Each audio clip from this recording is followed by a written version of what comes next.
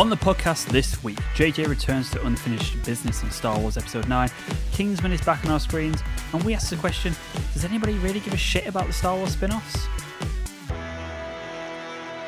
Welcome back everybody to Real Issues. I'm Rob and actually I'm all alone this week, but don't worry, we've got some pre-recorded chat for you a bit later on.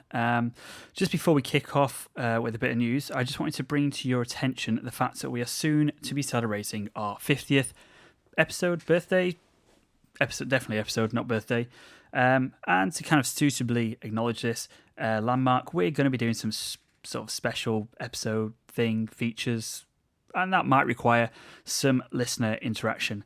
So what we'd like to do is we'd like to do a bit of Q&A, which would obviously require some cues from you to answer. Maybe even some Skype calls if anyone fancies that, calling in a show. We'll do a little live call thing. Have a little chat about something film related, I'd imagine. And we also want to know your top 5 films of all time. Me and Matt will be going through our choices, and we'd like to know yours so we can also discuss them. Hopefully on top of this, we're going to have some special guests on from some of our podcasting friends, so they'll be involved. And we're going to do a few quizzes. We're going to involve the IMDb quiz and the Amazon 1-star review quiz, so fans of those quizzes will be happy to know that they are making a return. So if you'd like to get involved in any way you want, really, you can hit us up at realfilm_movies on Twitter, or if you've got a long bit of feedback, email us at realfilmblogpodcast@gmail.com. All right, on to some news. What's been going on in the news? What's been going on in the movie news? Well, that actor you like's done another thing. There's a few more reboots and a sequel too. And that other guy got caught with some cocaine. It's the news. So the big piece of news this week is that J.J. Abrams has decided to return to the Star Wars universe after doing Episode 7. I reckon this is probably a good move, albeit quite a safe option. We've seen Lucasfilm get rid of a number of directors lately. Josh Trank was rumoured to be on board for a Jango Fett, Boba Fett, one of those films that no one cares about. Before they got rid of him, obviously Lord and Miller on Han Solo got rid of. So it's kind of no surprise, really. They've gone for someone that they know is going to deliver exactly what they want. Force Awakens was really good. JJ, wrote that, introduced a load of new characters who were all great. I know the plot kind of was a bit paint by numbers, but the characters were all really good. Star Trek reboot was really great. Lost was great. And although narratively JJ, isn't going to reinvent the wheel, I think his character work is really fantastic, and that's what made kind of Lost as good as it was, despite the fact that the plot went all over the place.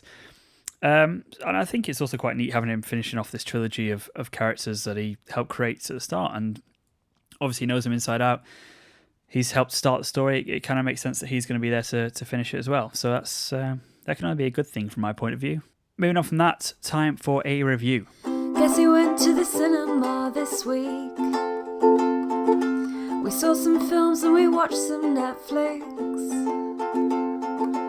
Listen up to our ill-informed opinions, and then go and see it all anyway. Because who knows, not us, but we'll rate it anyway.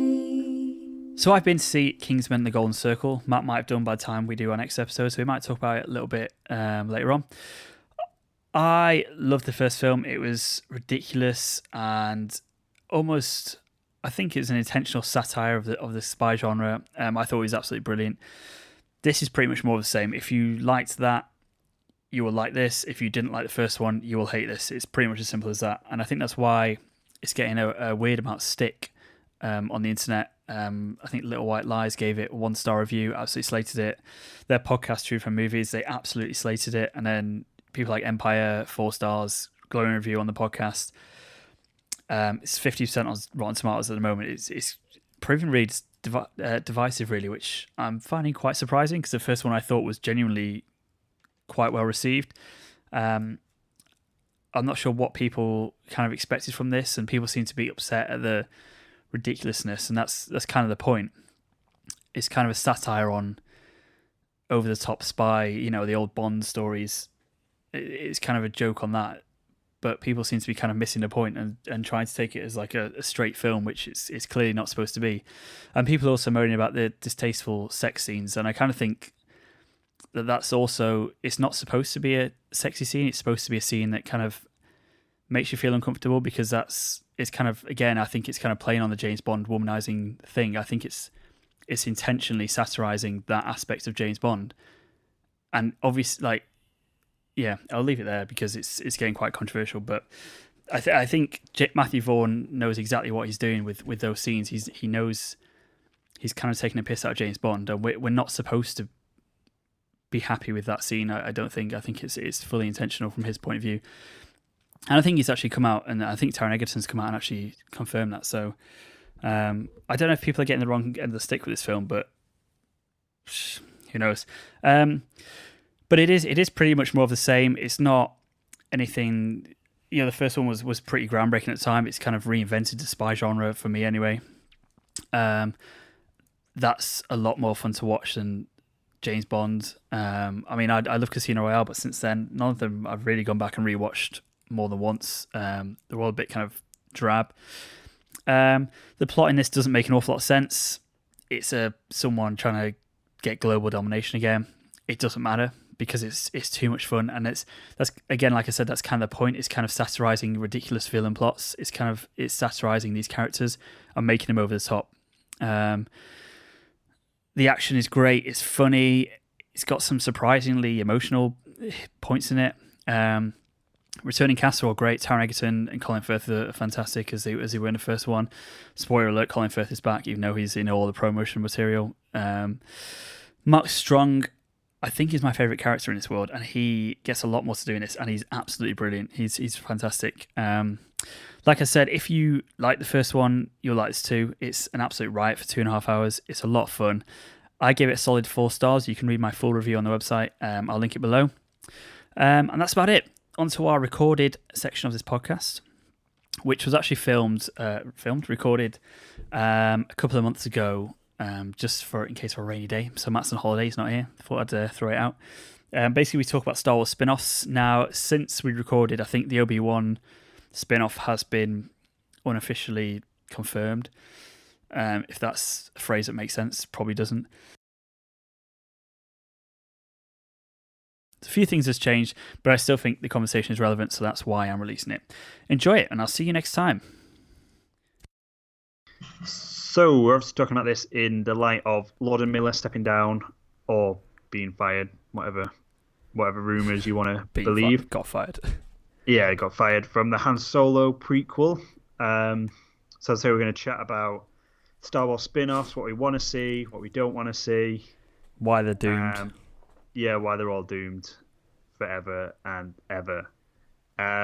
First, what do you think about the whole Lord and Miller situation thing? Shall I recap this for listeners that might not have recap it, Matt. Heard this? Who are Lord and Miller? Lord and Miller are the former directors of the Han Solo film. Previously, they've done 21 Jump Street and the Lego Movie. Both good films, enjoyable in their own rights. Both of them.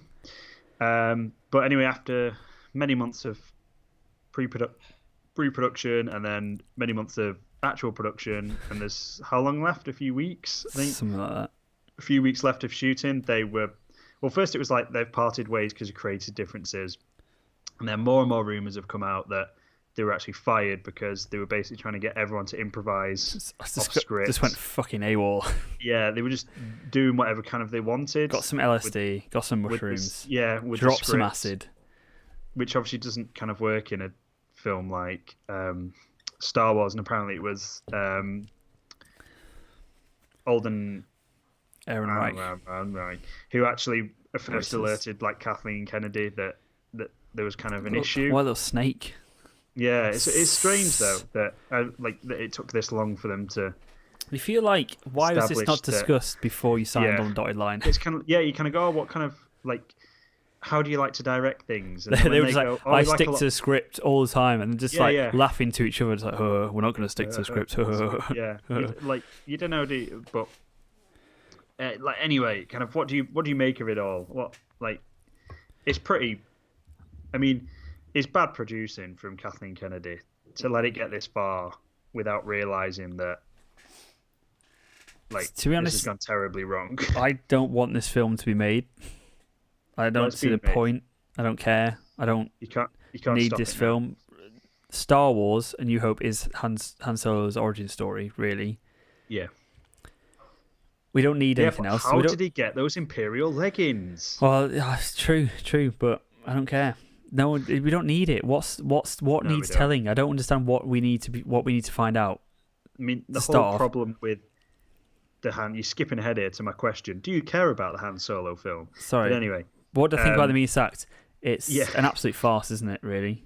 Yeah, it's a total. Like, why this Sure, isn't like discussed before Yeah. you sign on the line, and you get way into, like, not even like week one. Like, surely on week one you should be like, oh, this is very bad. Yeah, They're there's been a mistake terrible. here. They've turned up like on drugs. They're trying to make us Yeah. like do weird stuff. Yeah, And as how well, he like, if gets you this hire far. Lord and Miller, you know what they're gonna do. You know what they bring. Yeah, And they the bring- Tony, My like, name's Jeff. yeah, my name's Jeff. My name's Jeff. Describe what happened in incredible detail. Details. Um, That does not sound. That's not a real name. But but maybe we should just insert the clip here rather than our butchered yeah, probably. version. Of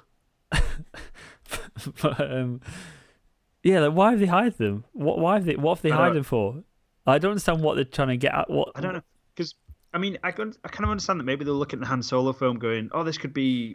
We can totally do this a bit different from the other films. You know, it can be a bit more like comedic. It can have a Han Solo's not a funny character though. bit more of the. No, but I mean, like, it could have a bit more of a fun atmosphere. You know, because he's not funny, but he's laid back. He's sarcastic. A bit sassy. And yeah, he's a bit sassy. You know, you can have Lando, who's I don't know. Like, I don't know. Like, Also a there's bit not a lot of sassy. humor. Yeah, there's not a lot of humor in the Star Wars universe. So you kind of think, especially the prequels, because I don't like, apart from the George Lucas can't write. unintentional, yeah, that kind of humor. That this is really bad dialogue. I hate humor, sand. and no one knows how to Gets say up your it properly. butt crack.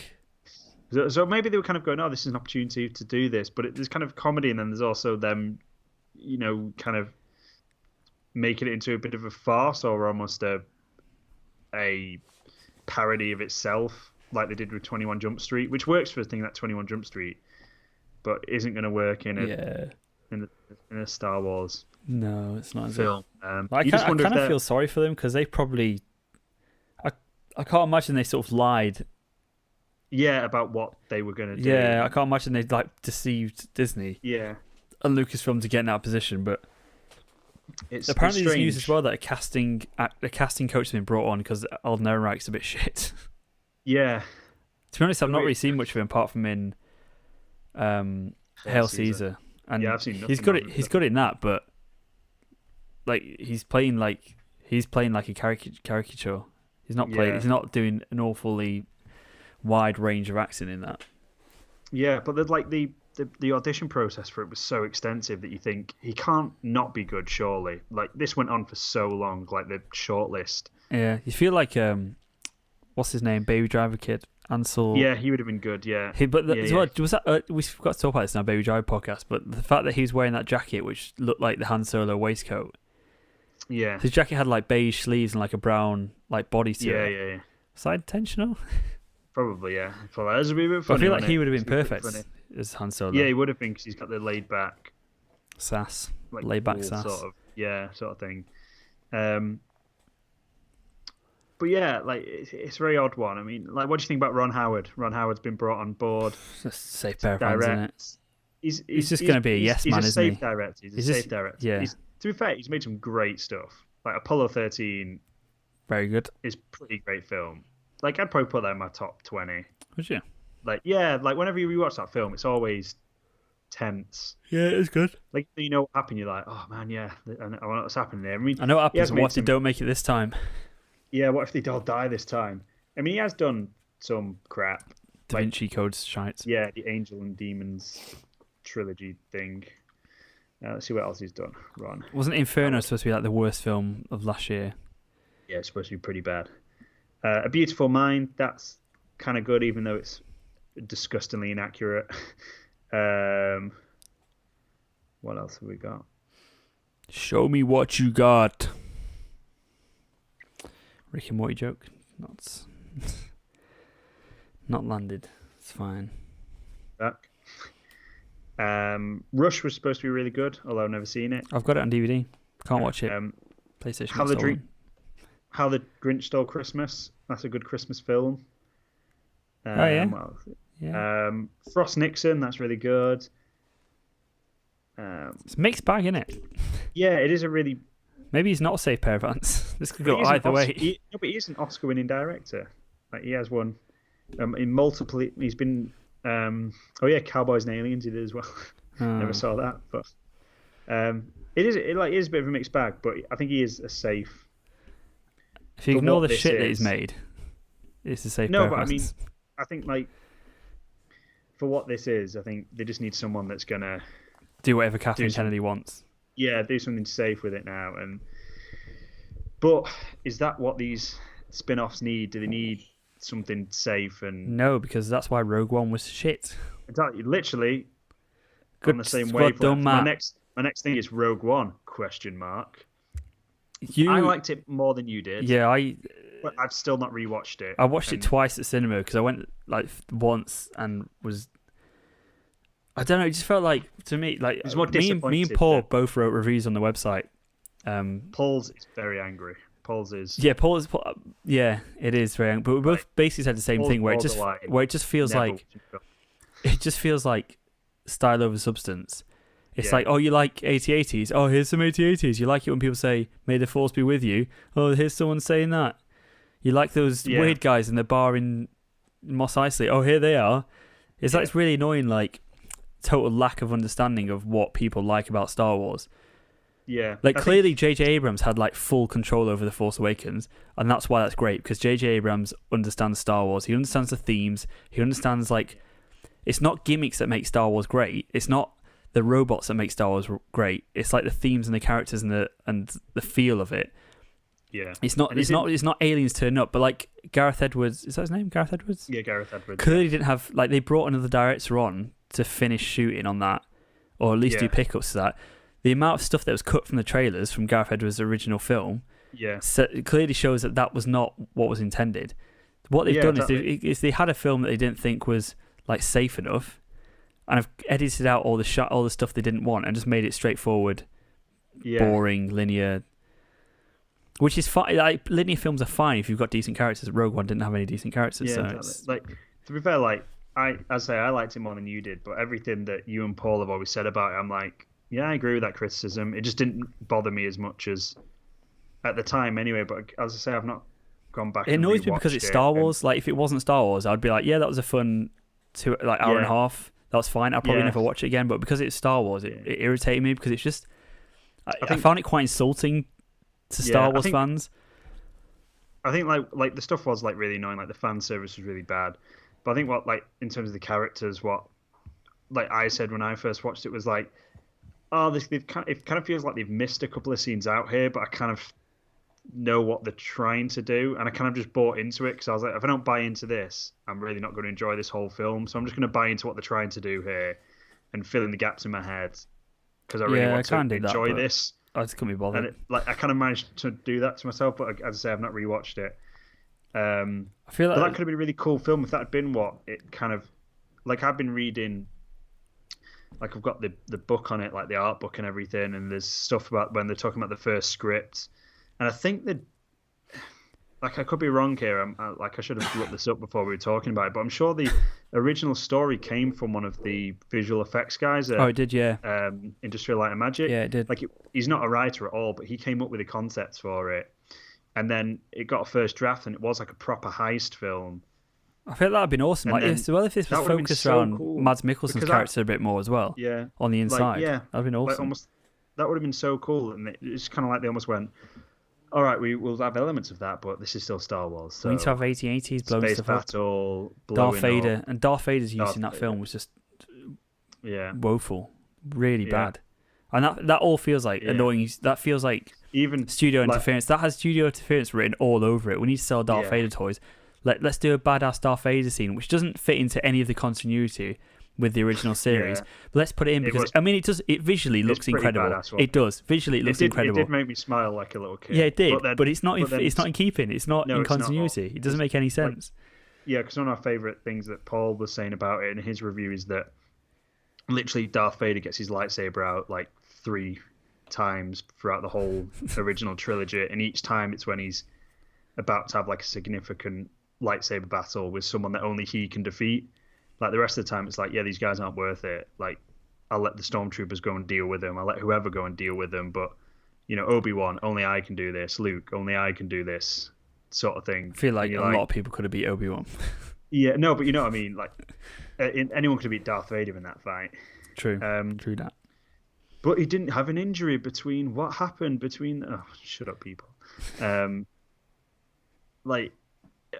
It was really cool, but yeah, as you say, it's just not in keeping at all with what was happening there. Yeah, and that's kind of what worries me about these spin-off films, is that it's just studio interference. Yeah, they're almost just going to be like... It just feels like they're just like, you need to hit these beats. Guy? You need to hit these beats. It doesn't feel like Kevin Feige level interference, which is good interference because Kevin Feige is a Marvel fanboy. Yeah. I don't feel like Kathleen Kennedy is a Star Wars fan. I don't feel like you don't see her in interviews talking about these characters in the same way that Kevin Feige sits down and talks about what Spider-Man means to him and what Spider-Man means to Marvel and what Spider-Man means to kids everywhere. Like, you don't really seem to get that. Like, Kevin Feige understands exactly what these characters are. He understands exactly the universe that he's building. He's not just trying to churn out... I mean, to an extent, he's trying to churn out a safe film. Marvel are probably a bit too safe. But he's not trying to just churn out a film that people will go and watch. I don't really understand why she doesn't care. Like, she's always been there, hasn't she? Like, she was in Star Wars pretty early on, and it's like, what I don't understand is that Star Wars was like the first expanded, not like, it was the first film where it felt like there was something wider, something bigger. Like, it was kind of unprecedented that people would kind of like watch a film and go, oh, but like, what was that planet? Who are those characters that we met for like a second? What goes on in that cantina bar? What goes on in that location? Who are those aliens? What's the history behind this? Like, people didn't really do that, and now people do it all like too much. But like, the one thing that has sort of the right to do it doesn't seem to be doing it as much as it should be doing, and could definitely should be doing. Like, you could tell a story completely unrelated to anything and just be like, yeah, this is Star Wars. But this is set in the Star Wars universe. Yeah, this is like something else that's going on here. And yeah, I mean, we've said, like, my next thing was, do you care about the Han Solo film? Not really, no. We've established that. I think do not give like any arc you put in that, you've got to end with him being an arsehole, because he's an arsehole at the start of A New Hope. Which is a really grim place to leave a film. Like, that should be, like, if you're going to make a film about Han Solo, it should be kind of fun and action and sassy, and like, but to leave a film of like, oh, he's just an idiot by the end of this film is kind of like a really depressing place to leave it. And you can't really give him a love story, because then you're like, kind of craps all over like Leia and stuff. Because like my biggest fear, right? This is my biggest fear of this film, is he says "I love you" to a woman, and she says "I know" back to him. No, that's my biggest fear. That's going to happen. I'll kill myself. Don't you think they'll do that? Oh no, I'm giving him more. I think they might be. That might be in the script. I'm giving him more trust than that. Otherwise, I'll kill myself. Right, I'm not even gonna think. I'm not even gonna think about it.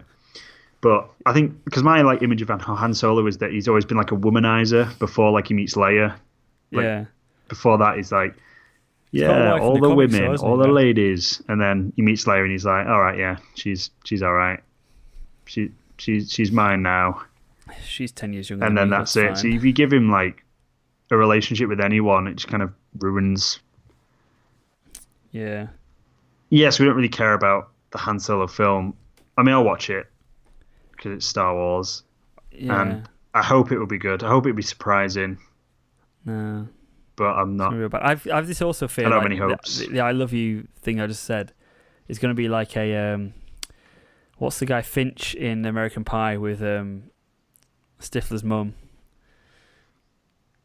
That's what I kind of have in my head. It's going to be like an older woman. Him with like an older woman, and he's going to like be falling after her. He's going to say that, and she's going to say it back to him, and it's going to be like, oh, it's really cool when someone says that to you. And it's going to be real bad.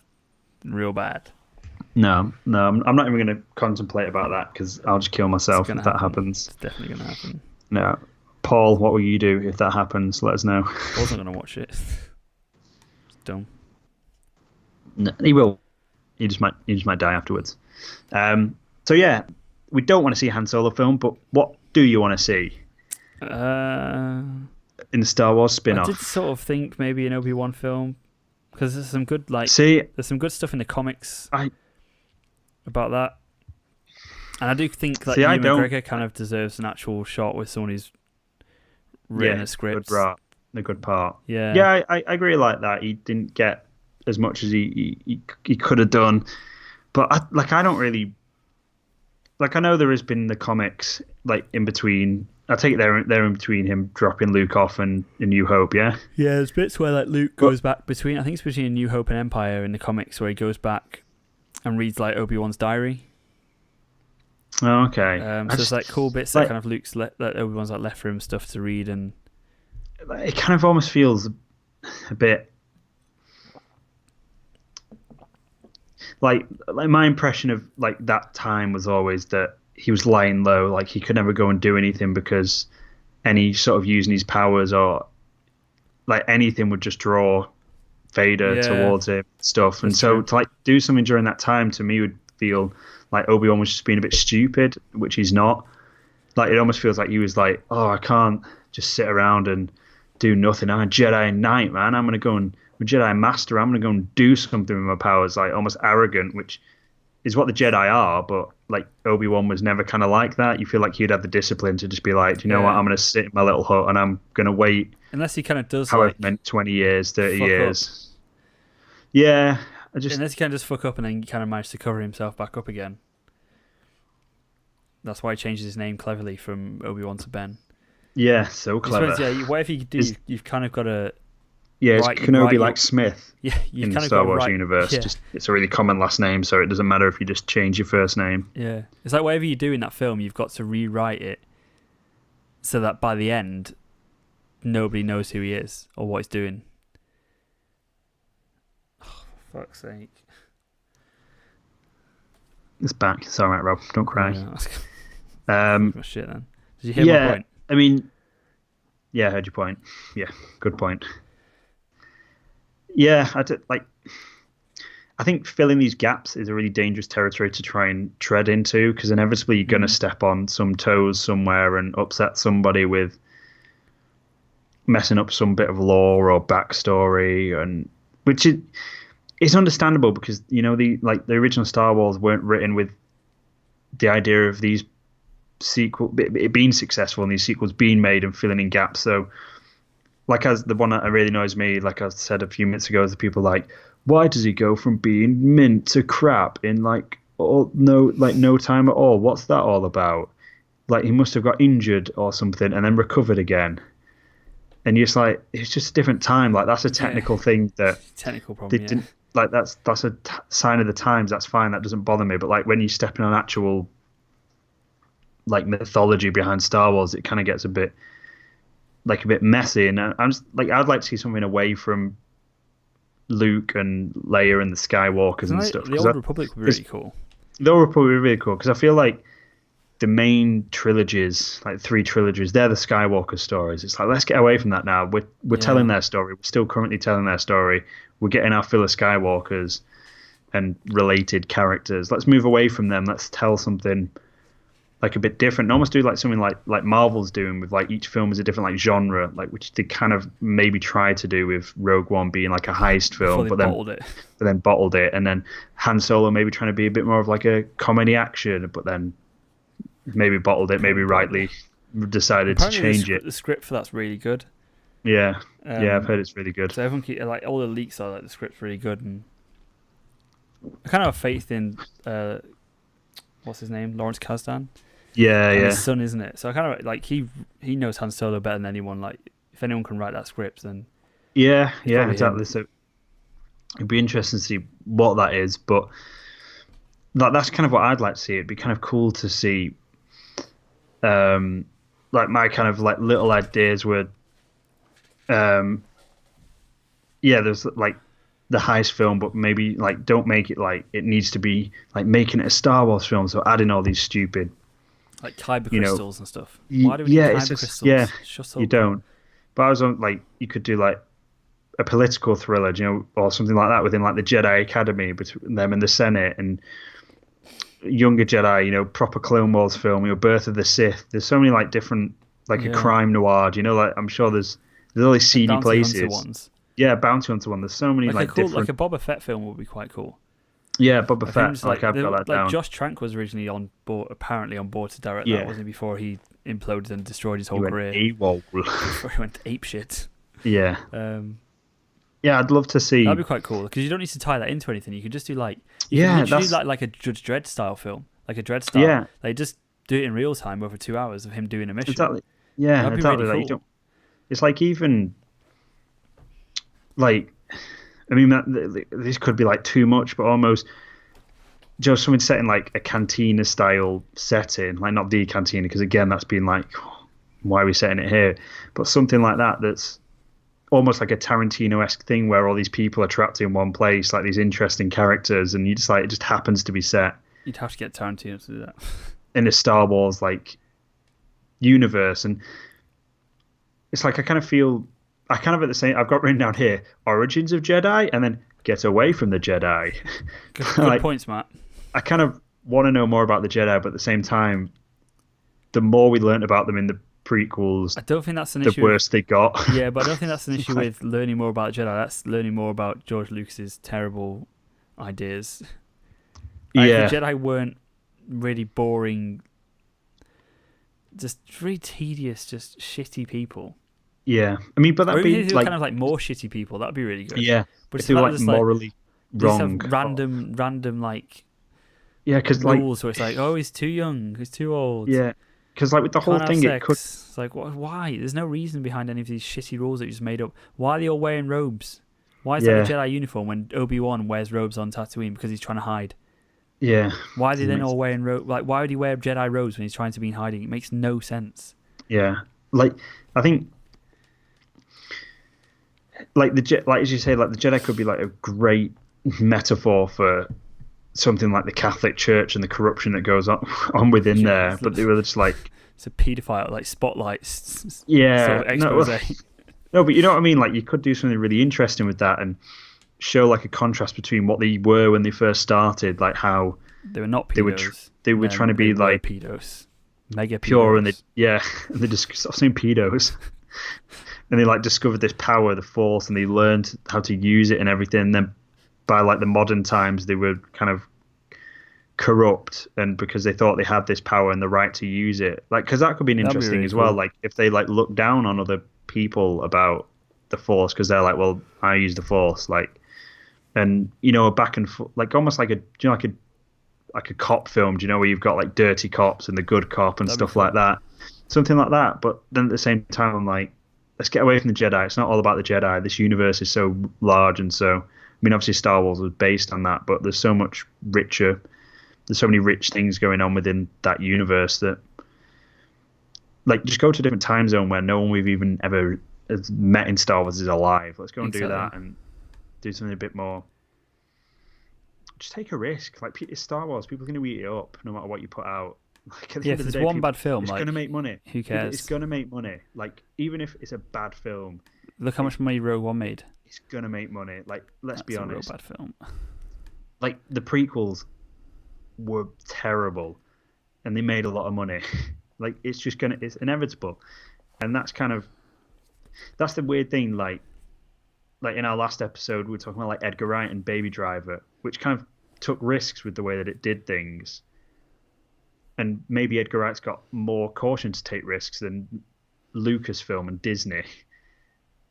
Like, but he did it because he was like, I want to do something different. I want to try something new. Where Star Wars, like, like, we don't want to risk anything because maybe people won't like it. And you just go, it's a weird thing, isn't it? It just people feels will like they're not. because people love this universe. You bring on a good director, you tell a good story, you let them tell it in their way. You tell them like something different that they've already seen. It's like what's not to like. Like Marvel are proving that it works, which is kind of the odd thing that Disney own both of them, but they're not kind of learning from each other. Like Lucasfilm, I know they're completely separate companies, and Disney kind of like Disney do a good job actually of funding these things, but not interfering in their workflow. They kind of Maybe they should. But it almost feels like they should. That they should like have a sit down and go like, Kathleen, have you met Kevin? Yeah, have you seen what he's doing? I wrote a bit like this in my Spider-Man review actually about like how unprecedented it is what the Marvel Universe has done for like 10 years. Like everyone else has tried, like X-Men have tried expanding the universe, and it's been shit recently. And like a lot of their spin-offs are all shit because they just don't take any sort of creative risk at all. And they're just boring pieces of tripe. Fantastic Four, like they keep trying to reboot that. The DCEU obviously hasn't worked. The Sony's awful attempt at doing a Spider-Man universe hasn't worked. Universal's great attempt at the Dark Universe. Yeah, the Dark Universe. Like Kevin Feige I don't know, he makes it look really easy. You think it should be easy on paper because you've got all the characters. I think it's what we said a few weeks ago in the fact that Marvel wasn't trying to reach something that it hadn't earned yet. It was building itself up bit by bit, going, okay, like this is a standalone thing, but if this goes somewhere, then there's going to be stuff for you. We've got more things we want to do, but we're not overstepping the mark yet. And now everyone's like jumping the gun, going, we've got 6 films planned. And you're like, mate, you've not even shot the first one yet. Like, why have you got 6 films? Yeah, it's not even like we're just planning them. It's like, oh yeah, we've got 6 films funded and being written at the moment, and 2 of them are in production. And you're just like, what? Like, what are you doing? But like as I was saying, Star Wars has the right to expand the universe, like more than any other Look at the games. franchise. It's got the materials there in the expanded universe. Yeah, I know they're not canon anymore, but the books are there, the comics are there, the games are there. It's all there. Draw on it. It's already written for you. All you have to do is turn it into a script. Exactly, yeah. And but there's all that stuff, and I'm sure there's plenty of writers who, love Star Wars when they were growing up and have been who doesn't? How many people is Star Wars? Like, how many great writers probably are there today that were inspired by Star Wars when they were a kid in the 80s and going, I want to write stuff like that. It's like, get those guys on board. Just go put a thing out, get them all in a room and just go. Like Edgar Wright, Simon Pegg, get them on board. They'll do one, I'm sure. It's like if you guys could write a Star Wars film, what would it be? Yeah. Like, I don't understand their way of doing things. Like, just used to do it this way, do it our way. Otherwise, it's not right, is it? I need full control over my films. Yeah, but then as we were saying, them boring, straightforward. It seems strange that J.J. Abrams was given quite a lot of leeway with that, but I suppose it's because it was a safe bet that J.J. Abrams does a lot of things, but he's not a risky director. He doesn't take risks. No. He just he does the good stuff well and does them solidly, which has its place, and that's fair enough. Should have wanted to do Han Solo, yeah. Yeah, but brought him on. But yeah, I don't know if they're almost doing it on purpose to not detract away from the main trilogy. Yeah, but in which case they should have just waited till. Yeah, Ryan Johnson seems to have had from basically rooms and stuff, seems to have a reasonable amount of control over what he's doing. Yeah, exactly, it seems because Mark Hamill was talking about it, saying when I first read Ryan Johnson's interpretation of Luke, I really disagreed with it. Yeah. Clearly Ryan Johnson's coming with his own ideas then. Yeah, exactly, yeah. Which makes it seem, it's weird that they seem to be able to let people do their own thing on the main trilogy, but then surely you think that the main trilogy would be the one where they're like, you have to do this, you have to do this, you have to do this, and the spin-offs would be the ones where you could take a risk, but it seems like they're doing the other way around for some reason. It's a bit weird. Yeah, it is weird, because even Ryan Johnson spoke to J.J. Abrams about altering the end of Force Awakens a little bit, didn't he? Apparently. Yeah. With the characters that were there. So I can't remember what the details were, so that it could lead into something within The Last Jedi. And you just go how are these two? do you know, like, if Kathleen Kennedy was like, no, it needs to be like this, the end, so it can lead into what we've got planned for this, you go, all right, that's kind of normal. But it's not that. It's the director of the next one going to the director of the first one going, oh, I've got this cool idea for what I want in the next one. Can we collaborate and make this ended into something that you want, but also works for what I've got planned for the next one? Exactly. How are they allowed that freedom to do that?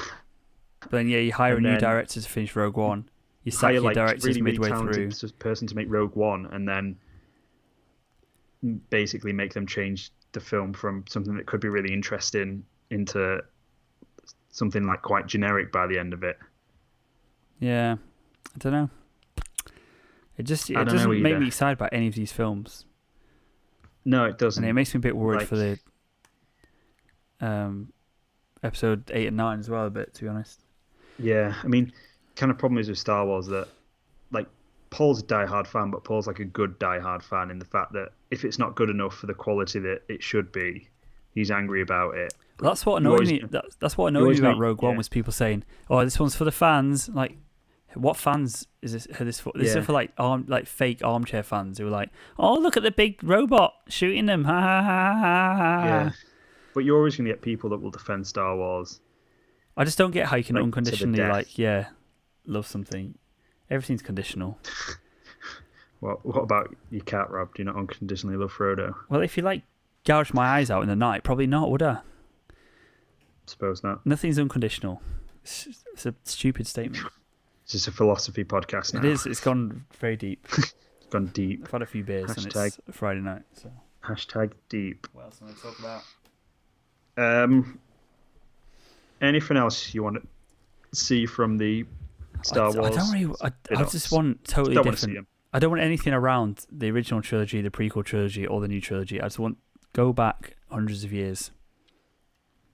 Or go forward hundreds of years. All that. I don't care. The opening scroll is not that long ago. Long ago in a galaxy far... Right now in a galaxy far away. Right now, but not right here. Yeah. Yeah. No, that's probably about it. Done enough ranting, probably. Yeah, that's about it. So let us know, what do you want to see from the Star Wars spin-offs? What did I suggest once a while ago when we spoke about the Star Wars spin-off? Was it...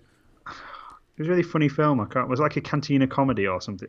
Maybe. Oh, no, it was like a rockumentary about the Cantina band. Oh, yeah. That's what we need to see. Taika Waititi on board for that. Yeah, that's all I want. That's all I want in life. A little rockumentary or about... Lonely Island. Yeah. Lonely Island. Lonely Island, directed by Taika. That would be amazing. That's it. We've done it. Let's stop now before... The perfect Star Wars spin-off. Before we go down again, yeah. Where can people find us, seeing as you asked me this last episode? On the internet, usually. It's the best place. On the World Wide Web. If you've not heard of it, it's this network thing allowing you to pass information between different people in different places almost instantaneously. It's crazy. Amazing. Yeah, crazy.